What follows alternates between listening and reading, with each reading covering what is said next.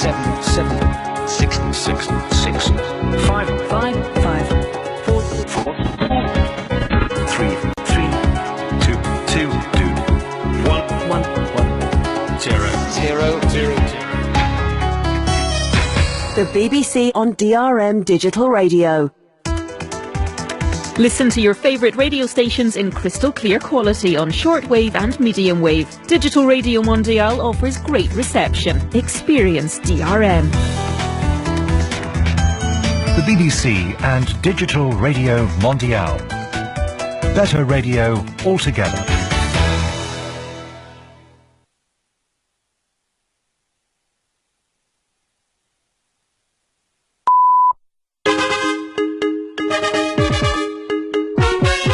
Welcome, it's Newsday from the BBC World Service with Lawrence Pollard and Claire McDonald. The hurricane is losing power, but it's going to be a long recovery for Texas, we're told. We also get a picture of what it's like driving along what were Houston's highways.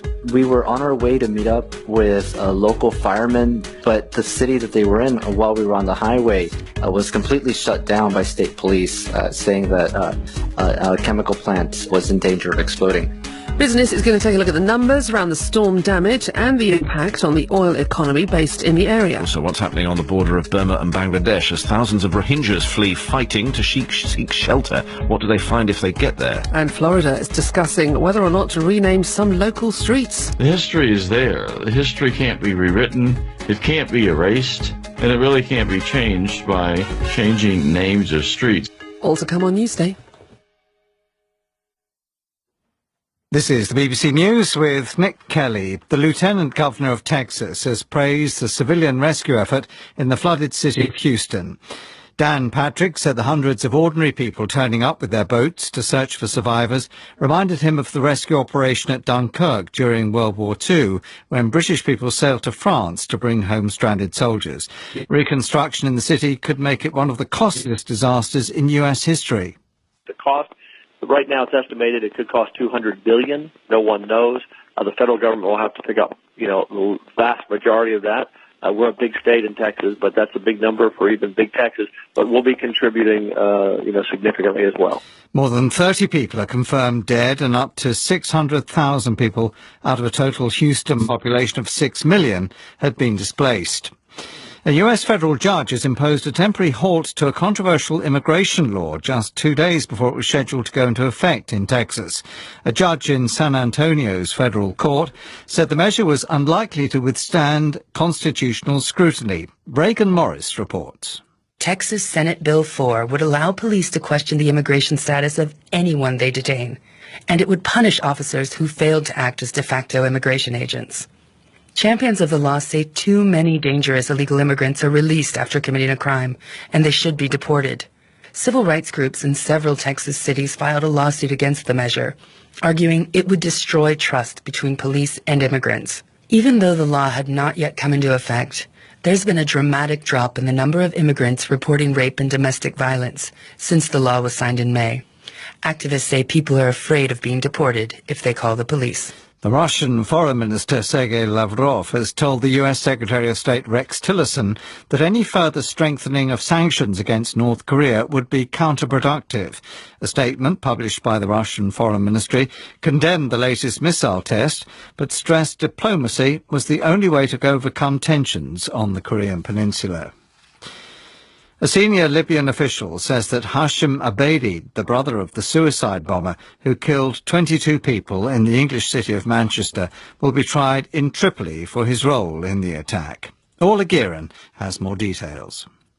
Libya's chief investigator in the case, Sadiq al-Sur, told us Hashim Abedi would be brought to court in 2 months at the most. He said all the signs pointed to him helping his brother Salman and collecting materials for the attack. He told us British police have already questioned Hashim Abedi in Tripoli several times. Hashim's father, Ramadan, has just been released from custody here. The authorities said they had no concrete evidence against him. Orla Gearan, you're listening to the World News from the BBC. Some news just in. Reports are coming in of a 4-storey residential building collapsing in India's financial capital, Mumbai. At least 40 people are believed to be trapped inside. Rescuers are on the scene. The building stood in the densely populated Bendi Bazaar area of the city. Mumbai has been battered by heavy rain over the last few days. A number of people have been killed by the flooding. 12 people have appeared in a Ugandan court charged with the murder of 9 women on the northern outskirts of the capital, Kampala. There are 2 women among the accused. All of them have been charged with terrorism and aggravated robbery. A total of 19 women have been killed in and around Kampala since May. Most were raped and mutilated, their bodies left in fields or forests or by the roadside. The United States Food and Drug Administration has approved the first treatment for childhood leukemia using genetically engineered blood cells. James Gallagher reports.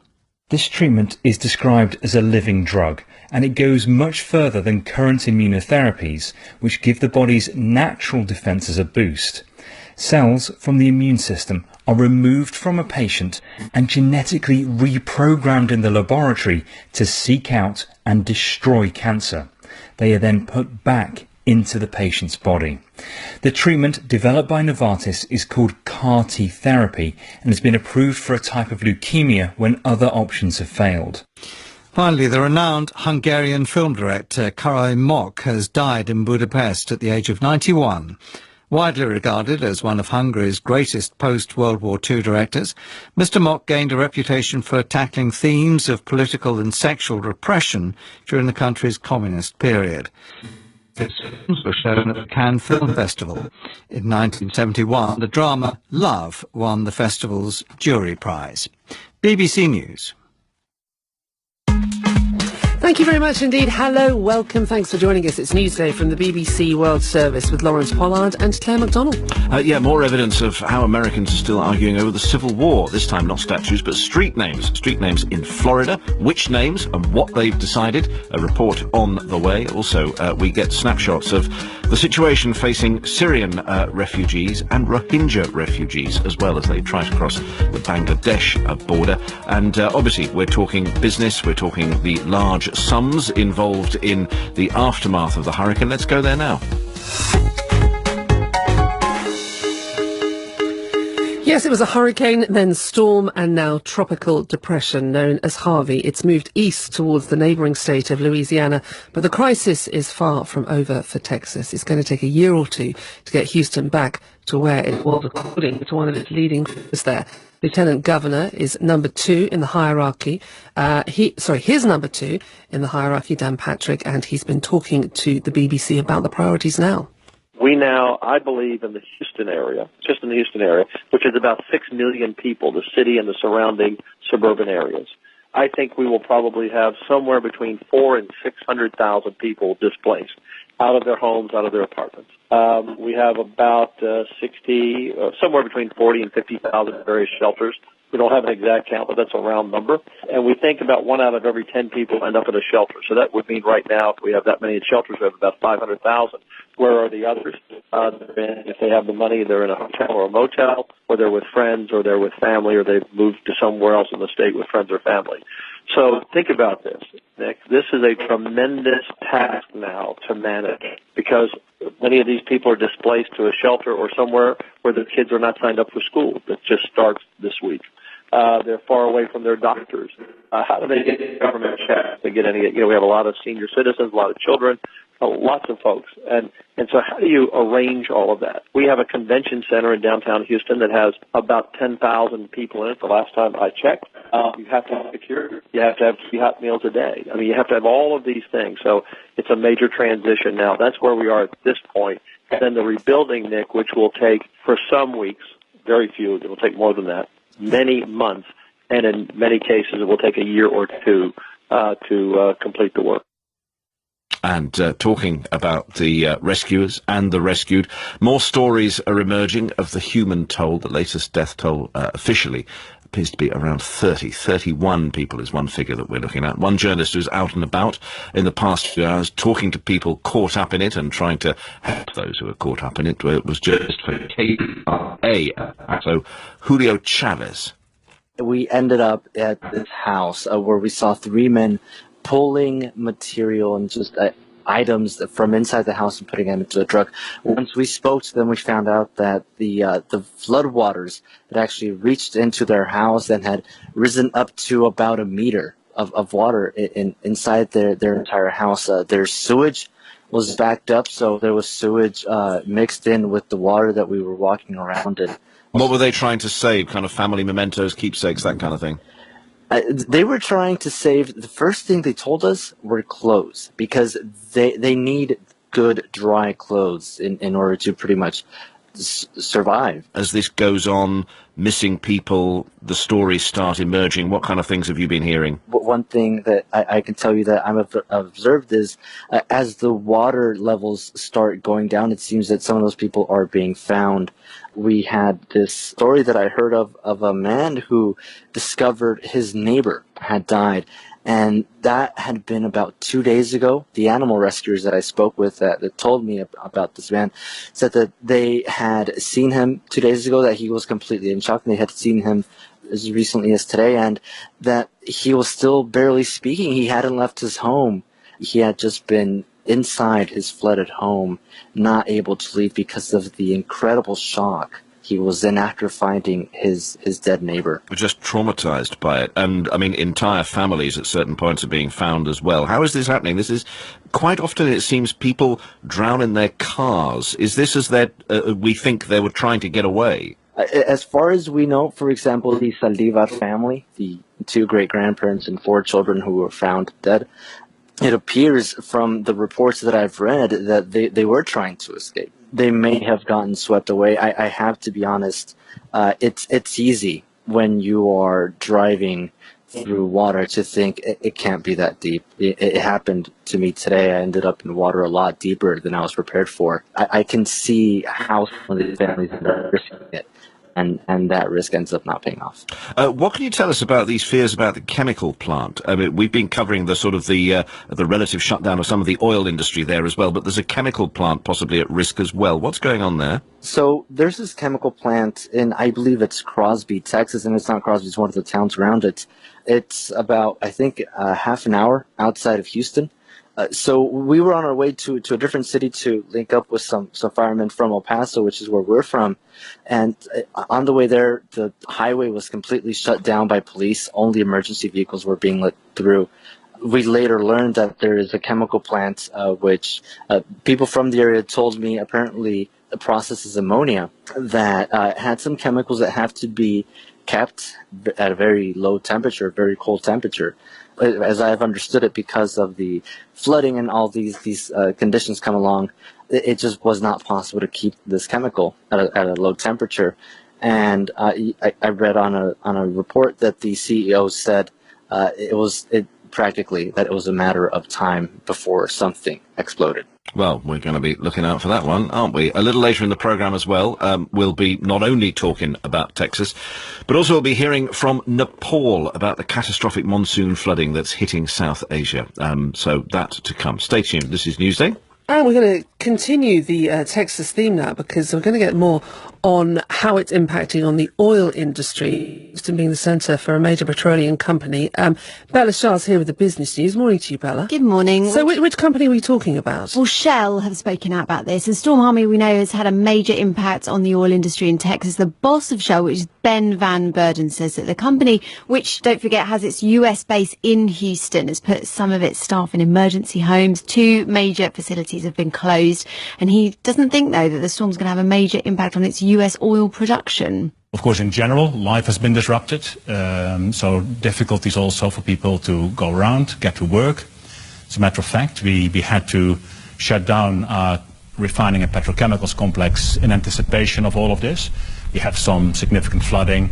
It doesn't look like we have a lot of wind damage, but still it's out of commission, and it will take some time to restore that. Now, the storm has shut down about 15 refineries in Texas. That knocks out about a fifth of US refining capacity. Other refineries in the Gulf Coast are operating, but at reduced rates. Let's go to India now. Over the last year, the government announced a crackdown on illegal cash. We reported on this quite a lot on Newsday. Has it worked? Well, you remember those chaotic scenes back in November. Indians were forced to return like high currency notes. They were banned by the government. They were trying this demonetization plan. Banks ran out of cash. There was a ban on these 500 and 1,000 rupee notes, and that accounted for about 85% of the money in circulation. There were low-income Indians and traders hit by this. They rely on the cash economy. Well, 9 months down the line, and the central bank says 99% of the money has made its way back into the banking system. Some analysts say, though, that the policy did have some positive aspects, including injecting cash into the banking system, which has brought down the cost of loans. And we're going to talk football. Matthew joins us in just a few moments' time, but it is, in the football world, transfer deadline day. There seems to be one every couple of months. This is the one that closes. What time does it close today? Well, it's closing tonight, so it'll be midnight. 13 clubs have broken their transfer windows already. Romelu Lukaku made the $96 million move to Manchester United. That figure was dwarfed, though, by the $260 million paid by Paris Saint-Germain to release Neymar from his contract at Barcelona. But it's not the same story for clubs lower down the pecking order. Trevor Watkins is Bournemouth's former chairman. When you think that a Crystal Palace or a Sunderland or a Villa or a Bournemouth or a team of that ilk is probably worth less than 200 and something, low 200 millions, then what has the world come to where one player is worth over half, if not the whole, of one of those clubs? It is a very unusual world. It is, and it's very weighted to the top 4 or 5 teams, but Bournemouth have done pretty okay with the people they've signed over the last couple of years. Thank you for now. More business news throughout the morning with Bella Shah. It's Newsday from the BBC World Service with Lawrence Pollard and Claire McDonnell. We're going to get a snapshot. We're going to get a snapshot now from northeastern Syria. Fighting continues around the Islamic State strongholds of Raqqa and Deir ez-Zor, causing families to flee. Well, Fran Ikisa is the UN's Children Fund, has been visiting tented camps in the desert and listening to the stories there, and joins us now. Welcome to Newsday.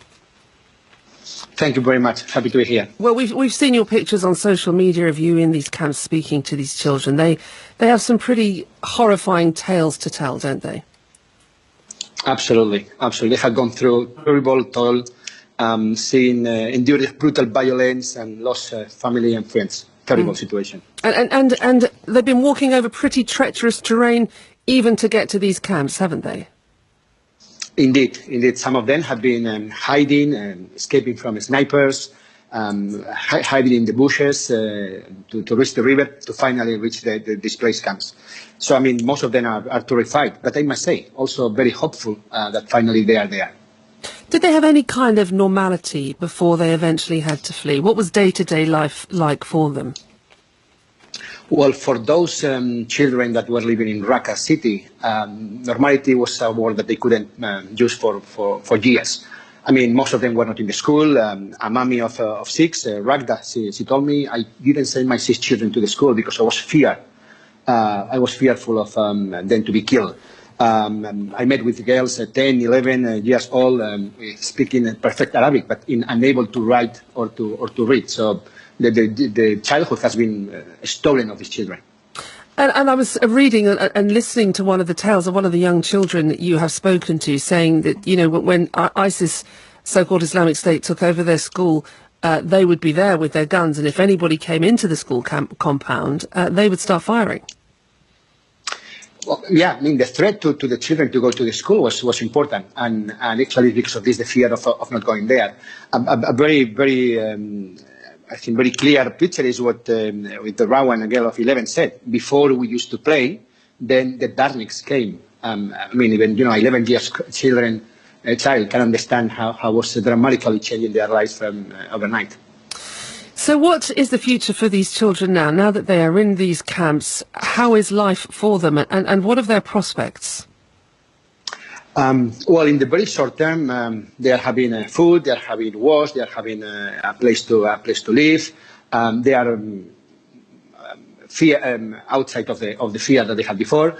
We are providing them with psychosocial support. We are providing them with child-friendly spaces in which they can play, they can socialize, they can play football, something that they couldn't do in Raqqa for years. They can draw. I mean, so really, they are finding a space in which they can be children again. At the same time, because of the situation of the context, we are also doing mine risk education, because they will go back at some point to their town, and our information say that it's completely full of landmines.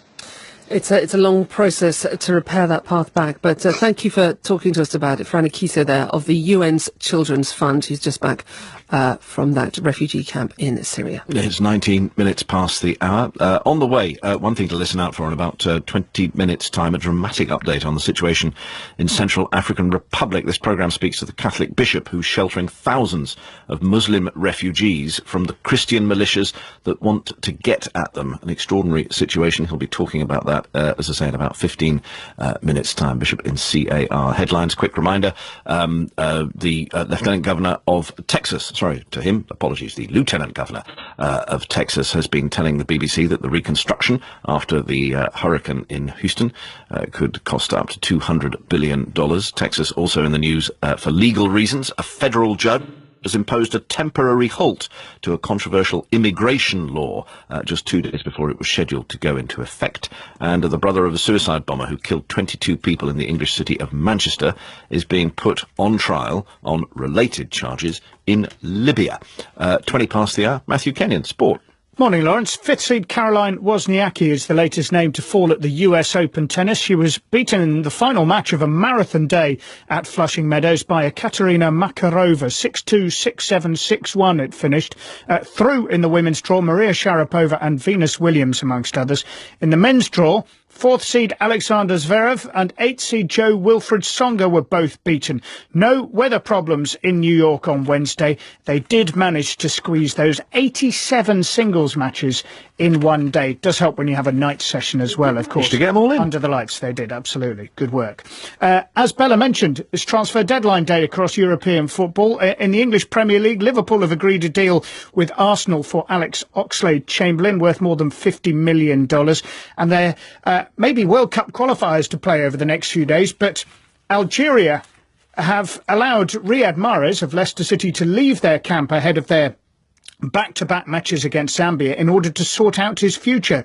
Whether he'll be back in time for Saturday's match is not clear. The international action gets going later. The winner of Japan and Australia will give the victor a place at the finals in Russia next year. And in half an hour, we'll talk about Uganda-Egypt. Many thanks, Matthew, with the sport back in 20 minutes.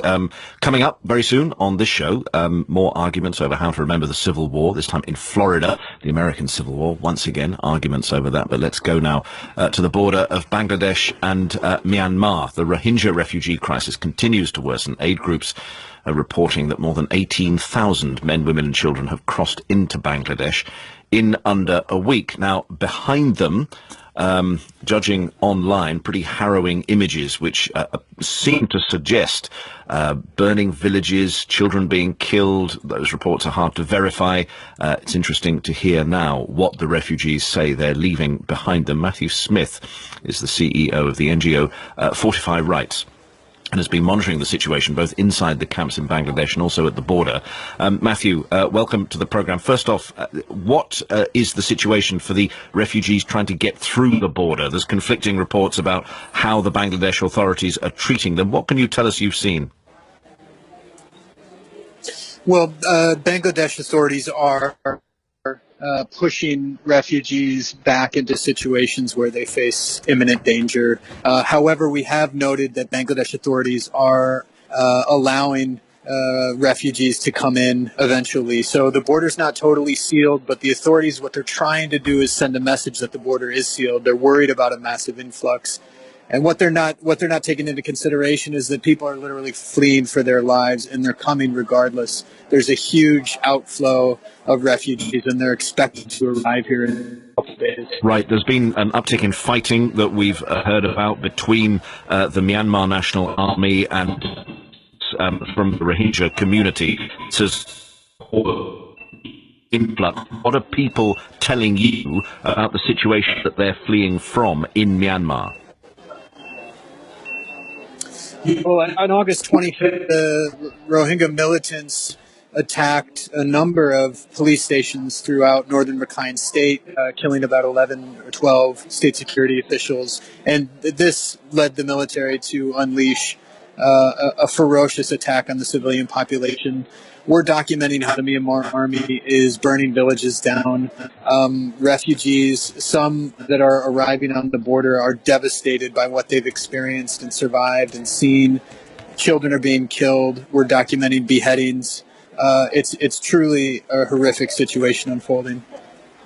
It is, of course, almost impossible to get news out of that area. It's very difficult, so it's very hard to confirm the stories that you're hearing, but obviously you're giving them considerable credit and weight. When the people get into Bangladesh, how are the camps coping with them? Is there enough aid on the ground? Is there enough in place? Yeah, I just say first though, we do rely on certain methodologies to confirm information, and we are triangulating information. And when we're hearing consistent accounts from people who are completely unconnected to each other and they're describing the same situations in the same ways, this is one way that we verify information. But here on the border in Bangladesh, there are tremendous humanitarian needs. There were humanitarian needs before this influx. And so right now, the Bangladesh authorities really need to prepare, coordinate with aid groups that are on the ground here to prepare for tens of thousands of new arrivals. Thank you for that pretty dramatic picture of what he's hearing on the border between Myanmar and Bangladesh. Matthew Smith, CEO of the NGO Fortify Rights. Let's go to the US now, where authorities in the town of Hollywood in Florida have just decided in the last hour to rename some local streets honouring figures from the Confederacy, of course, who supported slavery. In the last few moments, I've been speaking to one of the residents campaigning for that change, Dara Hill. We're very pleased that the Hollywood City Commission has voted to change the 3 street names. We had hoped that everything would be resolved tonight and that we would know what the street names will be changed to, but we're still very pleased with the street. Why do you think it was important that these names were changed? Happening across the country, so not just in the state of Florida, where we've had multiple cities go ahead and take down or remove Confederate monuments, but looking across the United States as a whole. I think that communities are realizing that it's time to do this, that it's been let go for far too long. And it's where these streets are that has been problematic as well, isn't it? So the streets now, at this point in time, run through the whole city. But going back to when the city was first being formed and where those streets were, neighborhood of Hollywood, Hollywood originally was segregated, and so the person who had set up the planning for the city, Joseph Young, understood that and wanted to create a neighborhood with people who got back to the rest of the city. So this was, Liberia was the original black neighborhood. The counter-argument to yours is that it's important to remember maybe how we got things wrong. It's important not to erase history. That is what people arguing against the change would say. What do you say to that? Well, taking the first part of your comment and question about acknowledging what we've done wrong, I think is the key to answering this part. And we have to remember that monuments were always erected or established in context to something. And we need to look at monuments which were established, many of them not only after the Civil War, but after a particular period of time, there was an attempt to revise history. So the Daughters of the Confederacy was one of the large groups that has had a lot of monuments that were examined to Florida and across the country. But there are lots of different groups that went ahead in an attempt to literally revise history. There were no monuments that were being erected to the slaves who suffered under the system, and go ahead and put these monuments up, whether it was streets, whether it was statues, whether it was buildings named after them. This was never done with any sort of democratic process. It wasn't as though the residents had a choice or a vote, and it certainly wasn't being done by any of the people of color. And we also know that across the South, even though they lost the war, they tried to hold on to power through things like Jim Crow laws and other types of segregation. Dara Hill there, she has been campaigning for the change in her hometown of Hollywood. Not the Hollywood in Los Angeles, but the Hollywood in Florida. Many of those street names there. They will be changed now. Forest Street, Hood Street, Lee Street as well. Names in the pipeline could be Louisville, could be Savannah Street. Pretty neutral street names to, well, essentially rewrite history and wipe away the memories of the Confederacy and slavery in Hollywood. You're listening to the BBC World Service, and here's what's happening in the studio this week. We follow Lorna Goodison as she writes a new poem to mark her first Emancipation Day as Poet Laureate of Jamaica. It's a public holiday that commemorates the end of slavery on the island. It's also Lorna's birthday. Not used to rushing to deadlines, will she finish it on time? In the studio at bbcworldservice.com. This is the BBC on Digital Radio Mondiale. You can get all the latest news from the BBC 24 hours a day by heading online and visiting bbc.com/news.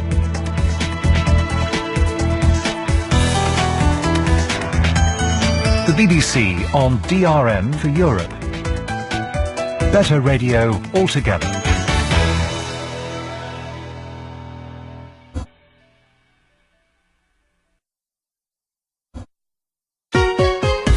Welcome, it's Newsday from the BBC World Service with Lawrence Pollard and Claire MacDonald. 2,000 Muslims trapped in a Catholic church for 3 months while their would-be killers wait outside. We have the extraordinary story from the Central African Republic. Also, the UK halves its aid to Nigeria. The International Development Minister tells us why. The perils of being an investigative reporter in Mexico. 10 have been killed this year alone. BBC News with Nick Kelly. Lieutenant Governor of Texas has praised the hundreds of ordinary people turning up with their boats to search for survivors in Houston. He added that reconstruction could cost up to $200 billion, making it one of the costliest disasters in U.S. history. More than 30 people are confirmed dead. The predicts that up to 600,000 people of a total Houston population of 6 million have been displaced. A US federal judge has imposed a temporary halt to a controversial immigration law just 2 days before it was scheduled to take effect in Texas. The legislation aims to deny federal funding to city administrations that refuse to detain immigrants for deportation. The Food and Drug Administration in the United States has approved the first treatment for childhood leukemia using genetically engineered blood cells. The procedure modifies and then uses the patient's immune system to seek out and destroy cancerous cells. A senior Libyan official says that Hashim Abedi, the brother of the suicide bomber who killed 22 people in the English city of Manchester, will be tried in Tripoli for his role in the attack. Hashim Abedi was arrested in Tripoli shortly after the Manchester attack. A 4-storey residential building has collapsed in India's financial capital Mumbai, trapping at least 40 people under the rubble. Rescuers are on the scene. Mumbai has been battered by heavy rain over the last few days. Britain is to halve the amount of money it gives humanitarian aid to Nigeria over the next few years. The money is aimed at victims of Boko Haram terror attacks in northern and eastern Nigeria. And the French government will unveil a highly anticipated labour reform plan today that is widely being seen as a crucial political test for the new president, Emmanuel Macron. The proposed changes make it easier for companies to hire and fire workers. BBC News.